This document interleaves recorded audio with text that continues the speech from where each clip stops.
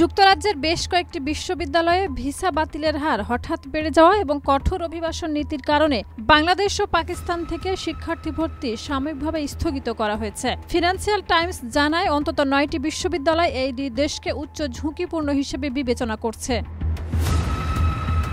ব্রিটেনে শিক্ষার্থী ভিসাধারীদের মধ্যে আশ্রয় আবেদনের সংখ্যা বাড়ায় উপস্থিতি নিয়ে উদ্বেগ তৈরি হয়েছে।